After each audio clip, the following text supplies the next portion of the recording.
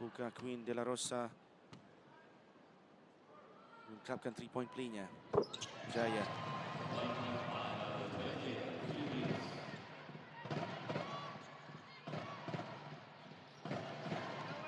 Screen yang baik. Ke depan 3 pemain. Sinji menghantar kepada Eden Chong. Magdalene menyuruh Eden Chong akan menggunakannya sebagai screen. Satu lagi offensive rebound yang baik. Kylie Hu menggunakan kelebihan fizikal yang dia ada untuk mencipta ruang shot dan kemudian biarpun tidak masuk berjaya mendapatkan offensive rebound. Bernardino mencipta kontak sekali lagi. Dia bijak mencipta kontak untuk mendapatkan foul. Cubaan jauh. Adakah 2 atau 3 mata? 2 mata. Kakinya memijak garisan. Jenin Ponteos. Sinji mudah.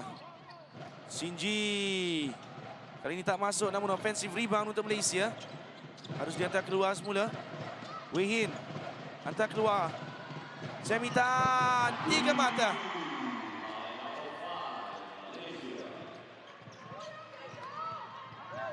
Play yang bijak daripada Wei Hin dan Semi Tan. Ball movement yang cantik daripada Filipina. Satu 3-pointer daripada Luna Ozar. Masuk.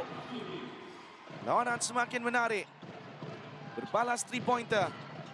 Magdalene. Oh, foul. Offensive foul kata pengadil. Magdalene Loh dipersalahkan. Illegal screen saya kira ataupun moving screen. Jadi jika mana-mana pemain yang melakukan screen, dia tidak boleh menggerakkan badan atau kakinya untuk menghalang pemain lawan bergerak. Sofia cari ruang. Luna Ozar.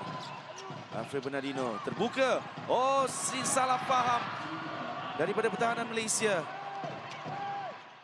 Terbuka luas layup untuk Alfred Bernardino. Block. Tidak. Foul kata pengadil.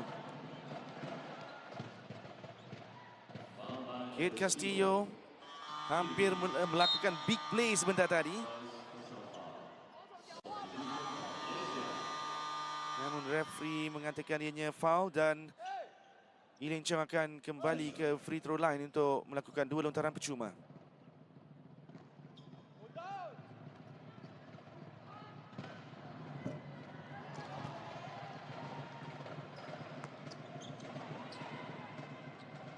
Tak masuk cubaan pertamanya. Ini cubaan kedua. Eden Chong kini 1/3 daripada foul line.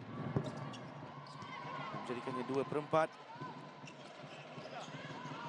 Masih mendahului 3 mata. Oh, crossover yang baik daripada Sofia. Namun shotnya sedikit pendek mengenai bahagian depan rim. Jadi bola untuk possession untuk pasukan Malaysia.